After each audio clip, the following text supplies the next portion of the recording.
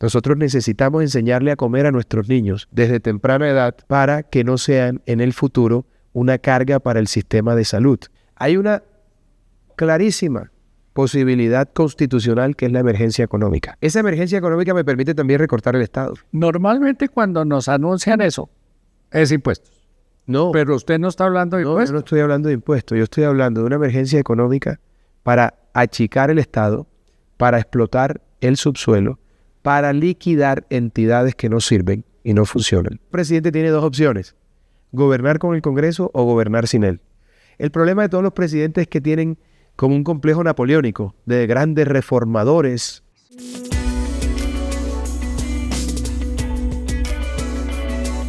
Apuntadores, ¿qué tal? Este es uno de esos programas que uno podría titular porque usted lo ha pedido. Aquí está. Finalmente lo logramos. El doctor Abelardo de la Espriella, candidato presidencial. Me tenían loco ustedes que no lo quería entrevistar, que por qué no lo entrevistaba, que cuando Abelardo, pues aquí está. Está con nosotros, doctor Abelardo. Muchas gracias. Profesor Galán, qué placer. Muchas gracias por Encantado de saludarlo, hombre. atender esta Y gracias por la invitación. Alianza Medios y Libreta de Apuntes. La misma para todos, son la primera y la última. Sí. La primera, ¿por qué quiere mandar? No, yo no quiero mandar, yo quiero aportar. Yo estoy aquí porque tengo la íntima convicción de que me voy a atrever a hacer lo que Colombia necesita para salvarse y para ser reconstruida. Todo el mundo sabe cuáles son los problemas de Colombia, todo el mundo sabe cuáles son las soluciones. La sana crítica, la lógica, el sentido común, las reglas de la experiencia nos indican cuáles son los problemas. Seguridad, la destrucción del sistema de salud, la corrupción, la economía, la educación, el empleo. Este es un país que está sobrediagnosticado y todo el mundo tiene una receta para resolver esta vaina. Pero a la gente se le olvida cuál es el ingrediente más importante de esa receta y es el valor, la ardentía, el coraje y, perdónenme el tecnicismo, los cojones para hacer lo que se requiere. Y yo sé que yo soy capaz de hacer lo que se requiere por la salud de la República, como decían los antiguos romanos, en el marco de la Constitución y la ley. Usted es relativamente nuevo como candidato presidencial. Un mes. Comparado con otros que hasta tienen campaña. Un mes, pero se ha creado un cisma político con mi llegada. Sí, lo he sufrido.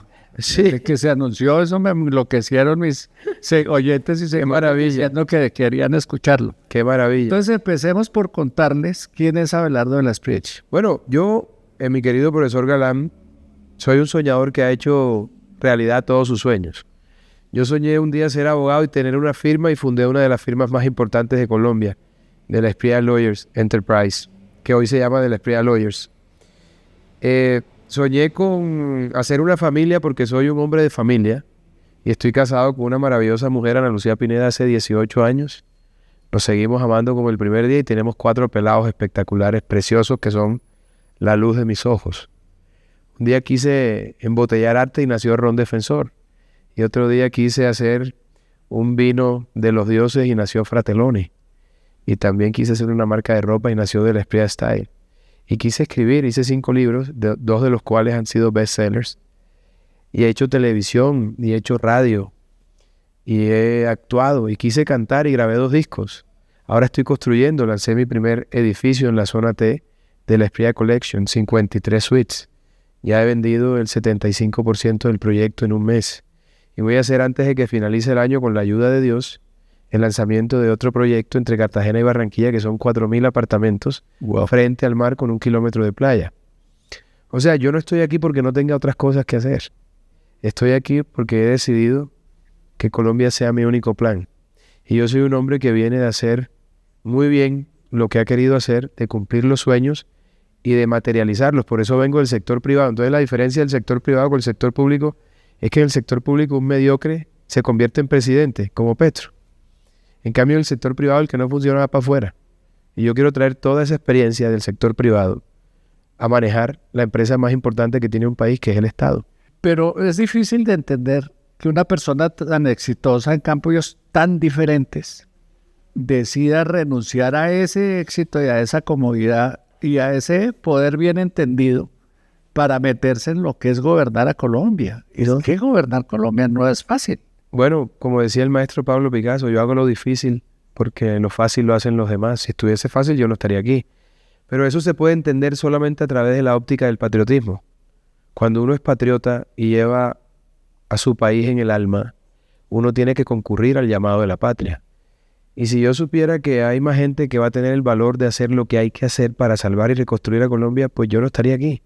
Estoy porque yo tengo la íntima convicción de que yo sí soy capaz de hacerlo y que no voy a estar pendiente del aplauso de la galería, que no quiero ser un líder intergaláctico.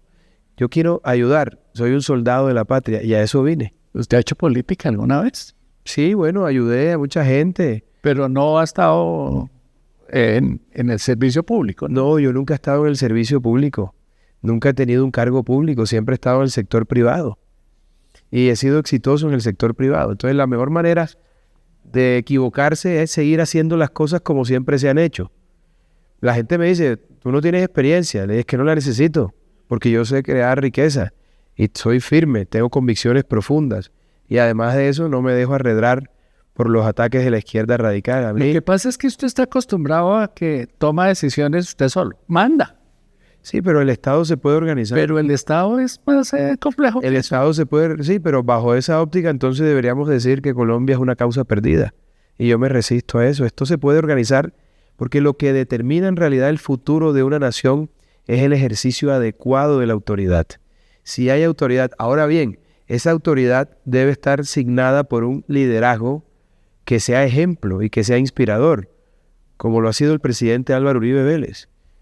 El líder tiene que tener la sabiduría de un filósofo, tiene que tener la virtud de un hombre de fe y la fuerza, la fortaleza de un guerrero. Quienes trabajamos con él sabemos que es difícil tomar decisiones. No, pero él las tomaba.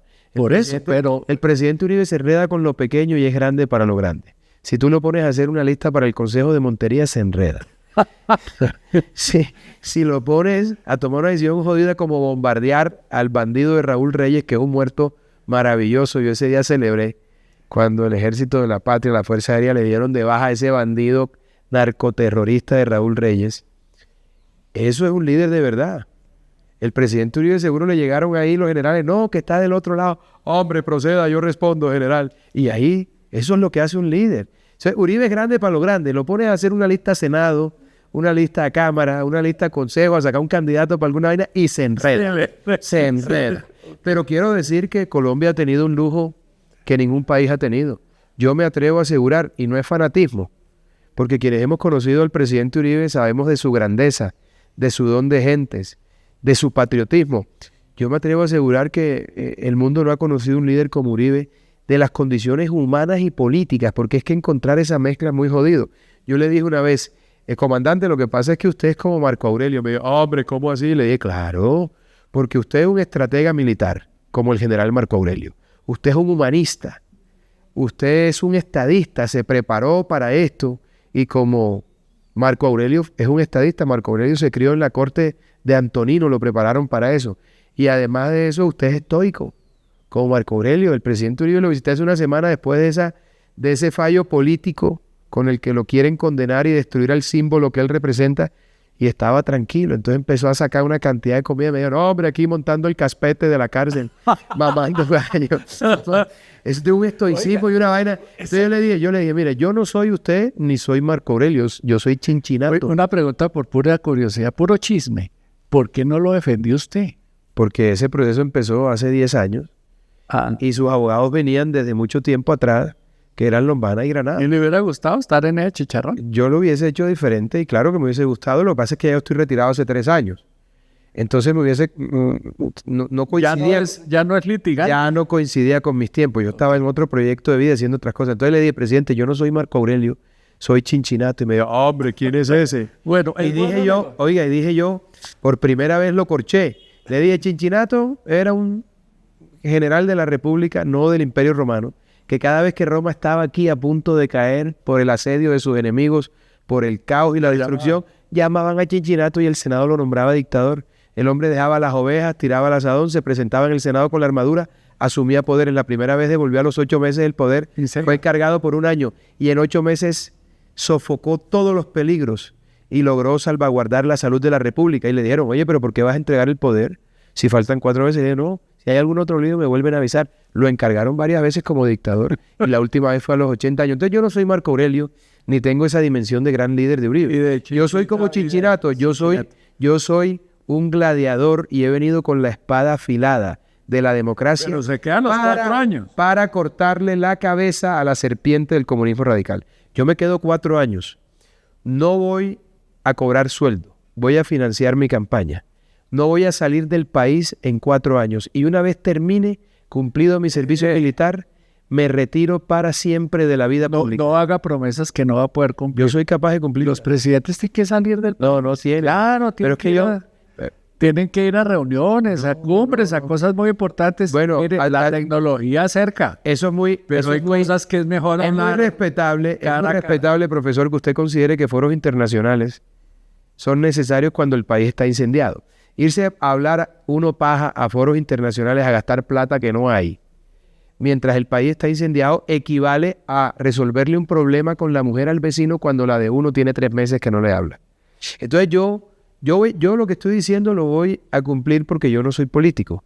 No hay necesidad de viajar. ¿Por qué? Porque las cosas importantes de la diplomacia se hacen en secreto, no tienen foto. Por eso. No requieren... No, eso se puede hacer. Hay canales de comunicación. Para eso está un buen canciller, una buena canciller. Para eso están los buenos embajadores, un enviado especial. Yo no voy a salir de Colombia, voy a gobernar desde cada uno de los 32 departamentos de la patria con un puesto de mando unificado y con resultados. General Galán, ¿quiénes son los bandidos aquí del Cauca? No, que alias Caregato, alias el mariachi. Bueno, tiene 25 días para entregármelos, vivos o muertos. Si se resisten, les da de baja. Si se entregan, me los entrega vivos y yo los meto en una prisión lo suficientemente fuerte como para que paguen su deuda con la justicia. Y el que no funcione se va, punto, dando resultados. Bueno. ¿Es bueno negociando? Sí. Fantásticamente, claro. Soy un buen negociador. Hay que negociar con el Congreso, con las Cortes, con el país. Va a recibir un país, dicen, hecho añicos. Sí, pero por eso... Y apenas 4 años para solucionar todos los chichos. No, porque este es un gobierno de transición que necesita dejar en orden la casa para que vengan otros gobiernos. ¿Cómo es su concepto de gobierno de transición? Claro, porque hay que poner la casa en orden. Es que el país queda destruido. Y entonces hay que atacar la inseguridad de manera frontal. Y entonces hay que recomponer nuestro sistema de salud porque está destruido. También hay que revitalizar nuestra economía y eso tiene que ver mucho con el recorte del Estado y tiene que ver mucho con la explotación de nuestros recursos mineros y con el recorte de impuestos para que la inversión venga, porque si nosotros tenemos, es que esto es un círculo virtuoso y esto se lo inventó el presidente Álvaro Uribe con su Estado comunitario o los 3 huevitos. La seguridad democrática, que no es solamente física, sino también jurídica para que haya inversión, la confianza inversionista, la inversión social, lo que genera cohesión social. Entonces, hay que organizar la casa y dejarle al gobierno de 2030 a 2034 la casa organizada y las bases establecidas para que el país pueda seguir adelante. Me interesa mucho que desarrolle y le expliquemos a los seguidores qué es eso del gobierno de transición. Porque Uribe lo ha mencionado un par de veces, 2, 3 veces, pero es que no ha desarrollado la idea. Pero es que es sencillo, vamos a explicarlo. ¿Por qué lo llaman de transición? Claro. ¿De dónde para dónde es la transición? No, es que la transición es del desastre a la normalidad. Vamos a encontrar un país destruido. Entonces hay que organizar la casa para que la gente nos entienda. Y esa casa organizada ya, volando a cierta altura en piloto automático, se le entregará a otro gobierno que habrá de emprender otras luchas y otros proyectos necesarios para el desarrollo de la nación. ¿Por dónde empezar? ¿Cuál es el punto 1? Es clarísimo. Yo voy a empezar... Seguridad. Yo necesito 16 horas para tomar 3 o 4 decisiones importantes que van a hacer sentir orgullosos a mis compatriotas de haber votado por mí. Pero general, grosso modo, lo que puedo decir es que hay que atacar el tema de la inseguridad. ¿Y cómo se ataca el tema de la inseguridad? Retomando la fumigación aérea, la aspersión aérea, porque la mayor fuente de violencia, o más bien la fuente de todas las formas de violencia es el narcotráfico, y hoy tenemos 330.000 hectáreas. Eso hay que hacerlo, fumigar. Hay que reiniciar los bombardeos aéreos. El diferencial de la guerra son los bombardeos. Por eso estos bandidos y los narcoterroristas siempre piden en cualquier mesa que se sientan a negociar con el Estado o a rodear con el Estado más bien, al Estado, siempre piden que se suspendan los bombardeos. Entonces hay que fumigar, bombardear y hacer un bloque de búsqueda contra la corrupción para extinguir de manera express el dominio de los bienes y bombardear, de los dineros públicos que han sido sustraídos. ¿Bombardear con qué? Si desarmaron la Fuerza Aérea, el componente aéreo del ejército, pero está diezmado, hasta el de la policía. Bueno, para eso se necesita, porque me está preguntando usted, una de las dos cosas. De seguro va a haber 2 o 3 avioncitos funcionando, con eso se va a iniciar el bombardeo. Usted me preguntó a mí qué hago de entrada, ¿de acuerdo? Pero para que eso sea exitoso, hay que renovar una alianza militar estratégica con los Estados Unidos de Norteamérica. Un plan Colombia 2, por llamarlo de alguna manera, para dotar a nuestra fuerza pública de armas y de tecnología de primera generación, de inteligencia artificial y de drones. Y por supuesto, con esos recursos vamos a aumentar el pie de fuerza. Entonces, no solamente una alianza con los Estados Unidos, sino también con el Estado de Israel. Eso le iba a preguntar. ¿Se necesita Israel ahí? No, yo soy pro Israel de toda la vida. Y lo necesitamos porque es un aliado estratégico para Colombia en la lucha contra el narcoterrorismo. Listo. Capítulo de seguridad, creo que queda relativamente. Siguiente paso, segundo paso. Mano de hierro contra los criminales en la seguridad, ¿no? El criminal que no se someta tiene que ser abatido. Punto.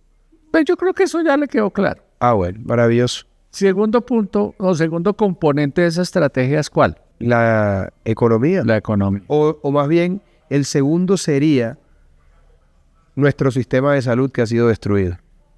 ¿Correcto? Entonces yo soy capaz en el tema de salud, sí, porque eso le preocupa mucho al colombiano. O sea, después de la inseguridad, lo que más le preocupa a nuestros compatriotas es la destrucción de nuestro sistema de salud. Yo soy capaz de promover una ley de punto final. Tenemos que ver qué hacemos con el pasivo, que es más de 30 y pico, 40 billones de pesos.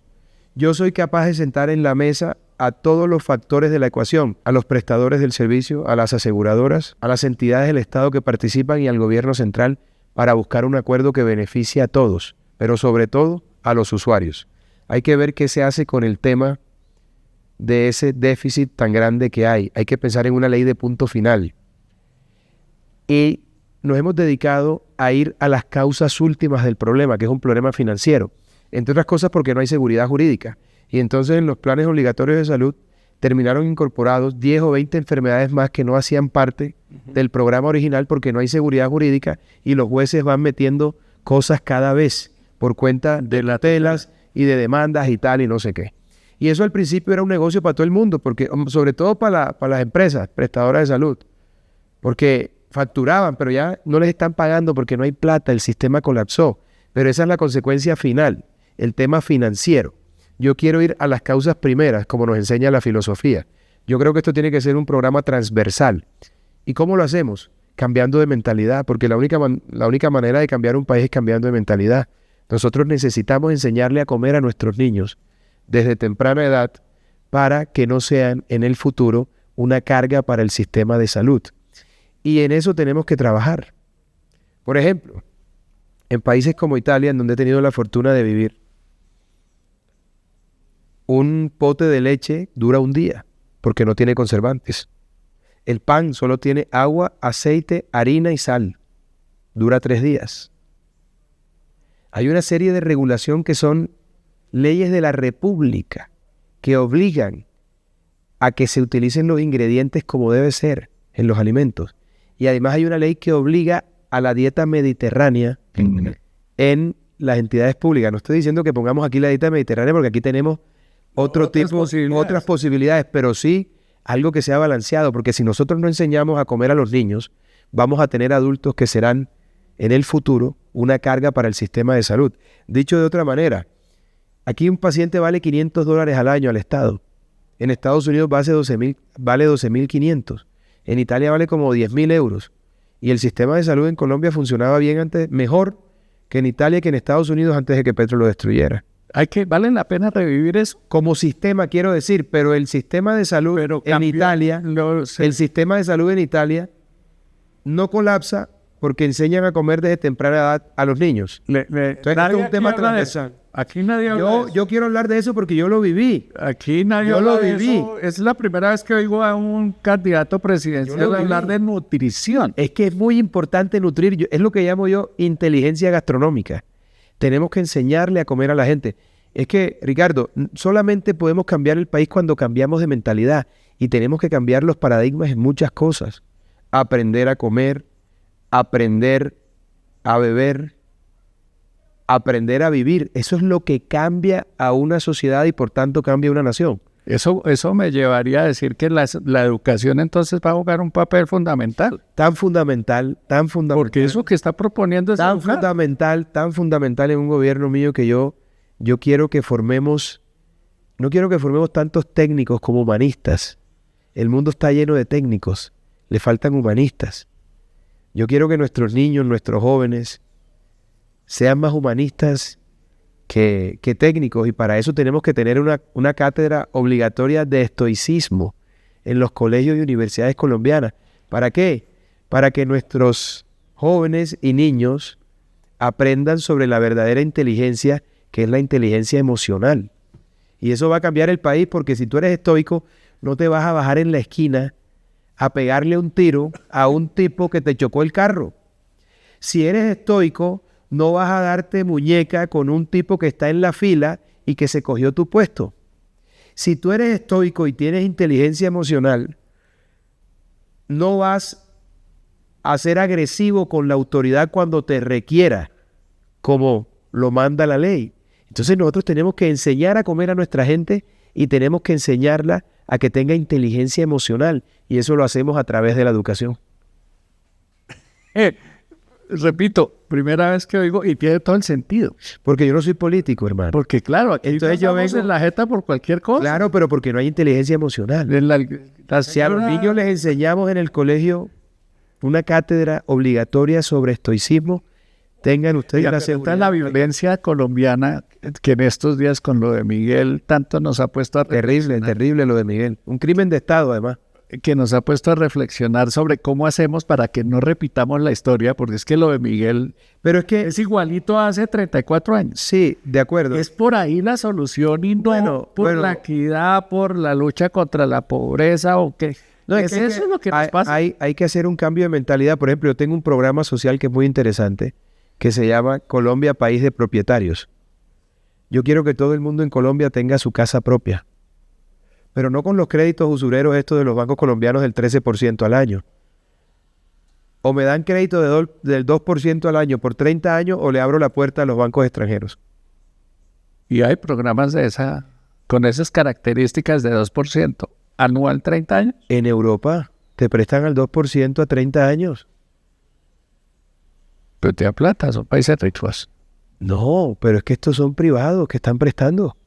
Son bancos privados los que le van a prestar a los particulares, y no desarraigando a la gente de su barrio, metiéndola en un gueto, en una urbanización de interés social, sino en su propio barrio. Entonces yo quiero unas casas que sean de 2 pisos, en donde la gente viva arriba con su familia y abajo tenga un negocio que financie la vida de estos colombianos y que pague la cuota del banco. Bueno, eso no es, eso por puro el sentido común ya funciona. Está bien, pero tiene un trasfondo filosófico, humano, que podría cambiar la mentalidad, porque una persona que tiene una casa es menos violenta, porque tiene más arraigo.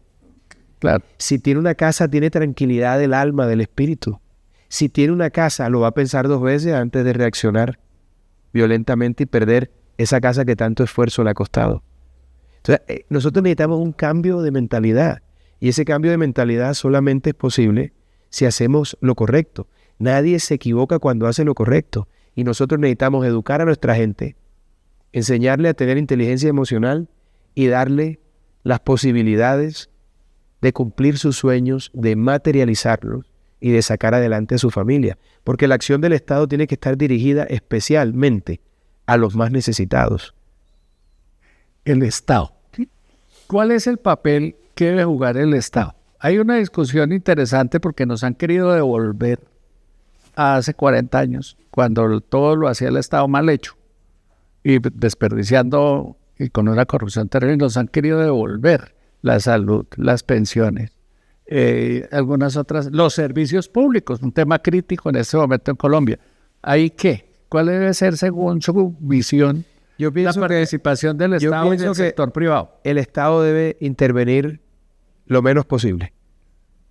Debemos desregularizar la vida de los colombianos en el sentido de poder hacer empresa, de armar iniciativas y proyectos. ¿Por qué? Porque tenemos mucha regulación. Tenemos que derogar gran parte de esa regulación, como tenemos que derogar también la mitad de las leyes de Colombia. Este es un país en el que hay una cantidad de leyes, Para todo. hay derecho pero no hay justicia. Y de algo servirá ser abogado de formación. Yo conozco el marco constitucional, la organización del Estado, y creo que hay que simplificarlo, que hay que reducirlo, que hay que desregularizar los negocios para que la gente tenga libertad económica. Y soy amigo de que el Estado intervenga lo menos posible en la vida del ciudadano. Hay que hablar de economía porque todo eso tan chévere que propone, que me parece que hay que hacerlo, no sé por qué a nadie se le ha ocurrido, se necesita plata.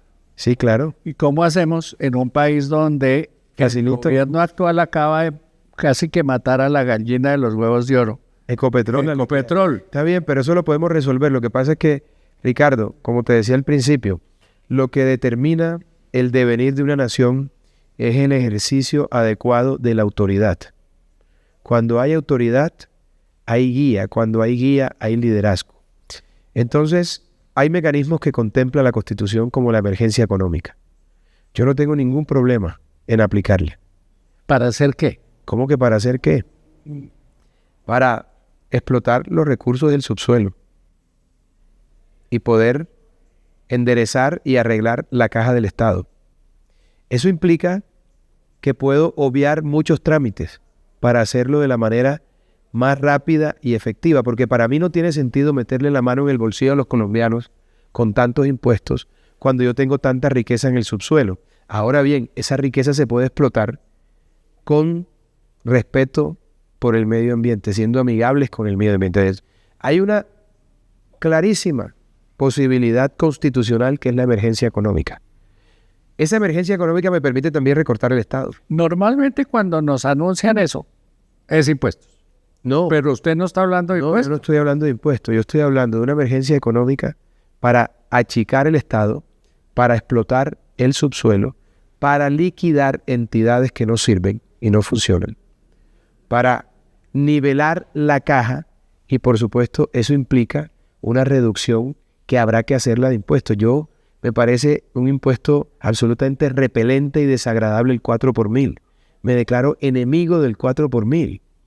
Y entonces, si nosotros podemos achicar el Estado, explotar el subsuelo, irnos de 700,000 barriles a 1,5 millones como estábamos antes, nosotros vamos a enderezar la caja, podemos bajar la gasolina, podemos bajar los impuestos y podemos resolver. Eso, pero en eso, en el esquema o en el entorno de emergencia económica, ¿cómo se hace? Explíquenos eso. Claro, porque es que la primera actuación que debe hacer... Es decir, no licitaciones, todas esas cosas por el momento de la emergencia. Claro, así es.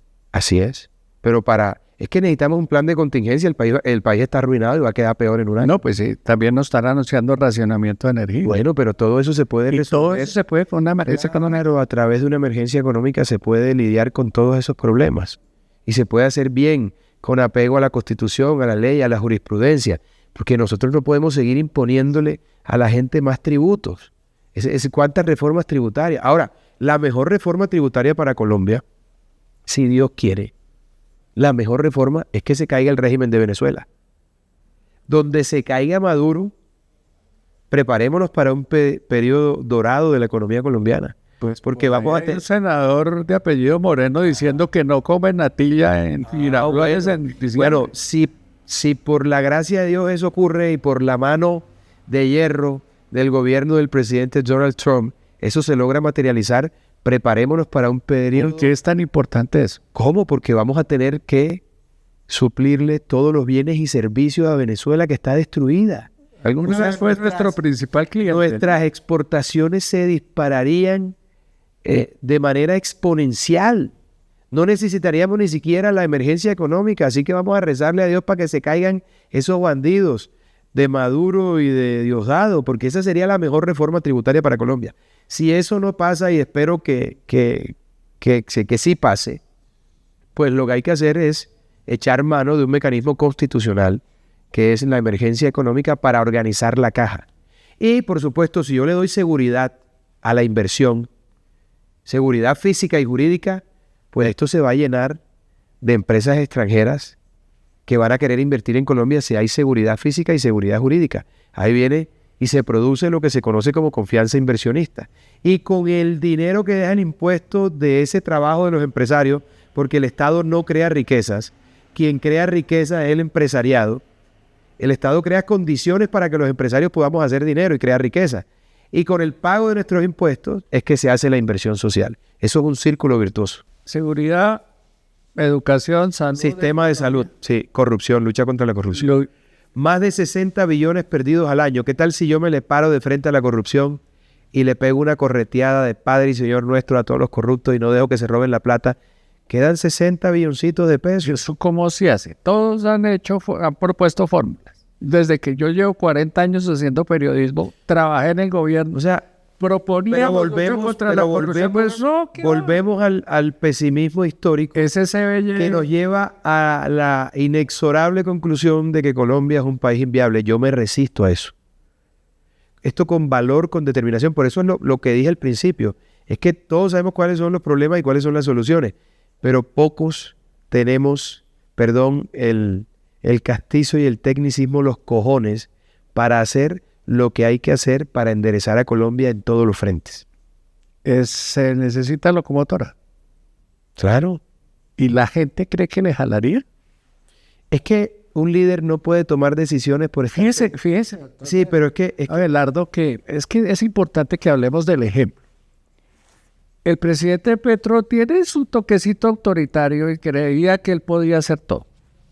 Llega al gobierno, se da cuenta que la cosa no es tan fácil y entonces nos metemos en el escándalo de la ONG-RD, 2 billones de pesos en un solo estartazo dedicados a comprar votos en el Congreso, a financiar campañas a las alcaldías y gobernaciones de sus amigos, porque no pudo, a pesar de ese toquecito autoritario, sí, pero no pudo solucionar los problemas. Pero no pudo porque Petro quería el mal de la nación. ¿Cómo hacer? Perdóneme, termino la idea.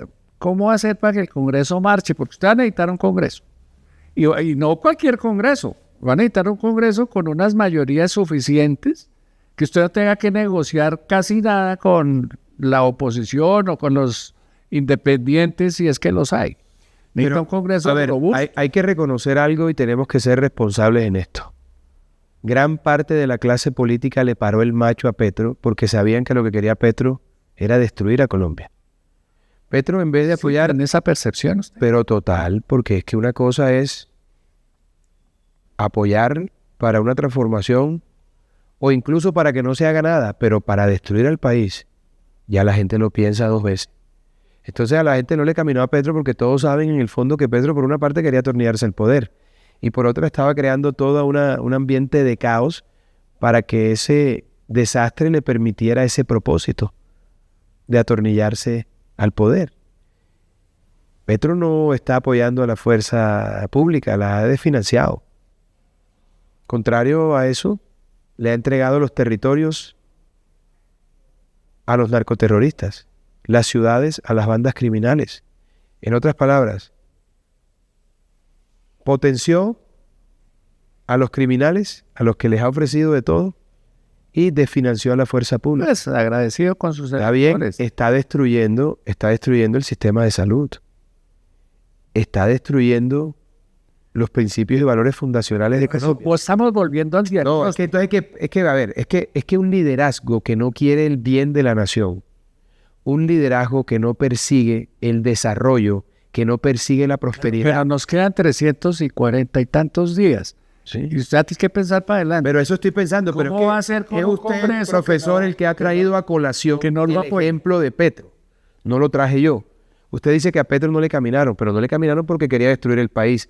Yo estoy seguro que necesito comprarlos. yo estoy seguro que a mí sí me van a caminar porque se trata de salvar ¿Sin comprarlos? y de reconstruir al país sin comprarlos. Yo no voy a hacer politiquería aquí, yo no soy político. Porque usted le está reconociendo al Congreso una cosa que aquí no se ve tan claro. Pero le voy a decir una cosa Que se también. atravesó Le voy a la decir red. una cosa también. Un presidente tiene dos opciones: gobernar con el Congreso o gobernar sin él.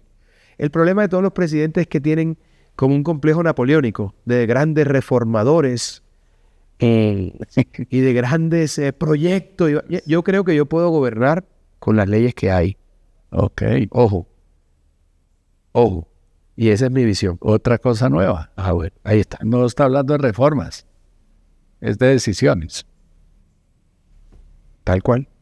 ¿En serio? ¿Se puede gobernar sin Congreso? Bueno, porque se puede gobernar con un Congreso que entienda el momento histórico, que esto no es después. Ya que a usted le gusta hablar de temas de los que nadie habla. Perdón, se puede gobernar con un Congreso que entienda el momento histórico, el peligro para la democracia. Entre todos tenemos que aliarnos para sacar el país adelante y para reconstruirlo. Si entienden que esa es la visión y que esto no es de puestos y contratos y vaina, bienvenidos. Si creen que la cosa es como con Petro, pues entonces yo puedo gobernar sin ellos. Ok. ¿A usted le gusta hablar de cosas que la gente los candidatos normalmente no hablan? Porque yo no soy Justicia político. es uno de esos temas. Sí, claro. Y yo siempre le criticaba mucho a mi jefe, a mi jefe Álvaro Uribe, que ha sido muy bueno reprimiendo, pero muy malo ejerciendo justicia. Después viene Santos y negocia y otra vez. Una negociación interesante, pero sin justicia. Y la impunidad en Colombia es del 94%. Aquí prácticamente todo el mundo hace lo que quiere. Un desastre, pero ¿Cómo hacemos para que ¿qué se puede esperar en un país en donde el jefe de la mafia es el presidente de la República? ¿Qué esperaban que pasara? La palabra empuja y el ejemplo arrastra. Ese es el ejemplo de Petro. ¿Qué hay que hacer en materia de justicia? No, primero vamos con lo de la paz, porque usted mencionó temas. A mí me gusta la paz. Yo creo que en eso usted la tiene clara. No, pero para que quede. Eso de paz no lo veo a usted. Yo creo en la Pax Romana. Pax Romana. ¿Qué significa? La paz que se consigue con la fuerza de las armas y las leyes de la República. Sin negociación. La paz no se negocia, la paz se impone. Punto. ¿Sabe quién dijo eso aquí, en este espacio? ¿Quién? Gustavo Bolívar. Dice que negociar es un desastre, que eso no hay que negociar. ¿Usted me cree? No, yo no le creo nada a Bolívar. ¿Pero por qué los dos terminan? Porque lo de él es una posición oportunista para tratar de captar otro electorado Que no distinto al petrismo que no tiene. La mía ha sido una posición coherente de los últimos 10, 12 años. ¿Y la justicia, entonces, qué hacemos? Eso hay que revisarlo bien, porque la justicia le ha fallado. Todos esos beneficios. La justicia le ha fallado a Colombia, profesor. Mire usted la asimetría. La JEP, 8 años y no ha resuelto un caso. Hay que ir por la JEP. Ni un caso. Pero fíjense la asimetría. Terroristas y criminales de lesa humanidad en el Congreso de la República. Los bandidos de la FARC. Ahí me los encontré en la velación de Miguel Uribe. Muy tiesos, que no majos, porque son bastante impresentables en sus respectivas curules. Además muy cínicos, ¿no? Allí en la velación de Miguel Uribe. Esos bandidos en el Congreso. Ernesto Samper, que fue financiado por el cartel de Cali, dando cátedra sobre lo divino y lo humano. Juan Manuel Santos, el tipo más nefasto que ha parido Colombia, junto con Petro, dando conferencias también y posando de oráculo de Delfos y de sabio de la tribu, cuando fue financiado por Odebrecht y está impune. Y el presidente de Colombia es un exmiembro de un grupo terrorista, mientras que el hombre que más ha hecho por Colombia, en la cárcel, Álvaro Uribe, está preso injustamente. La justicia le falló a Colombia y le está fallando también con el magnicidio. ¿Usted cree que se va a confirmar? Miguel Uribe. Yo creo que el tribunal lo va a confirmar. Yo creo que es política. Total. Eso tiene vida. O sea, sigue en la calle haciendo campaña. Eso tiene vida en la sala penal de la Corte Suprema, que hoy está integrada por juristas probos, no por el cartel de la toga 1 y 2 que persiguió tanto al uribismo. Hoy me decía alguien, oiga, pero entonces usted, el presidente Uribe, no tiene nada malo. ¿Qué tal los escándalos y las condenas contra funcionarios? ¿De cuál? La de Andrés Felipe Arias en la Corte. Por cuenta de Leonidas Busto, que está huyendo en Canadá, el bandido de Leonidas Busto, el cartel de la toga. 22 años para un hombre que no se robó un peso, y así lo dice la sentencia. Yo desconfío de todas las decisiones de la Corte de ese momento. Para mí no son prenda de Las garantía. de ahora son de garantía. Yo creo que hay gente decente, que la Corte hoy es diferente, la Sala Penal de la Corte, tengo que decirlo. O sea que esperemos que haya una Así es. corrección en el camino. Así es. Bueno, ahora hablemos, listo, ya sabemos qué va a hacer, ya sabemos qué quiere. ¿Cómo va a hacer para llegar ahí? ¿A dónde? A la presidencia. Eso se necesitan como 15 millones de votos. Sí, bueno. Usted no tiene partido.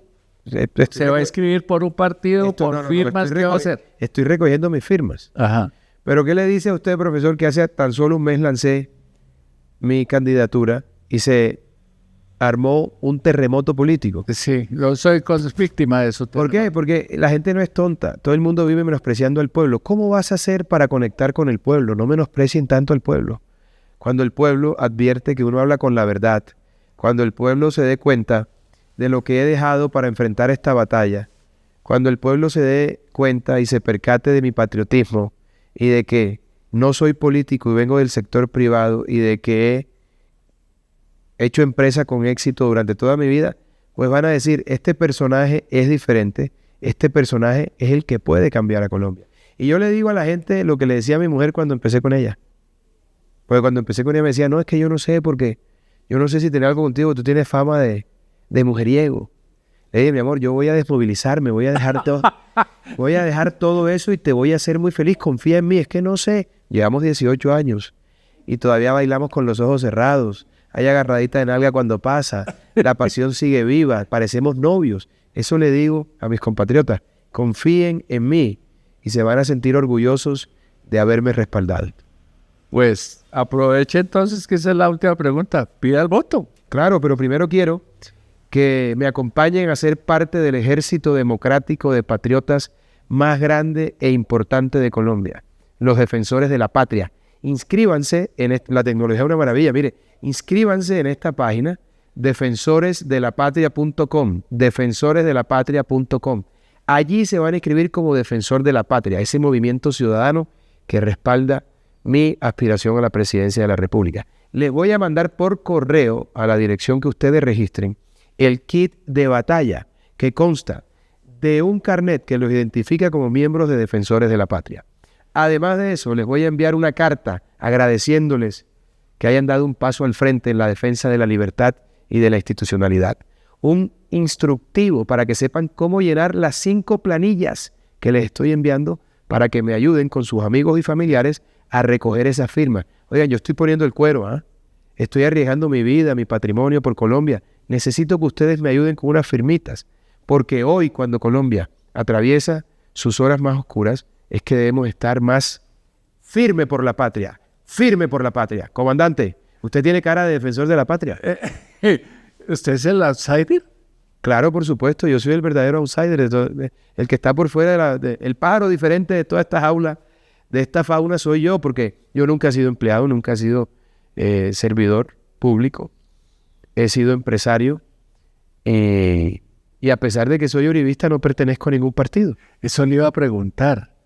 Por ahí están ya queriendo meter allá en esa discusión del Centro Democrático nuevos candidatos y le ofrecieron meterlo. No, hombre, todo el mundo, es que hay más uribismo que Centro Democrático. Yo soy uribista, pero tengo vuelo propio. En eso estamos de acuerdo. Yo tengo vuelo propio, entonces yo hago, porque es que entre otras cosas a mí me gusta hacer las cosas más difíciles porque es un reto.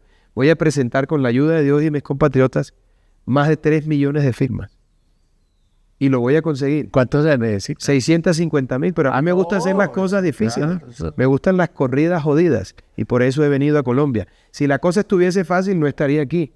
Yo estoy aquí porque he venido a enfrentar, a derrotar y a castigar a los enemigos de la República, como decía el gran Chinchinato, y a abrazar con el alma y a proteger a todos los colombianos que día a día se levantan para trabajar y que hacen grande a la patria. Bueno. Muchas gracias por... Firme por la patria, comandante.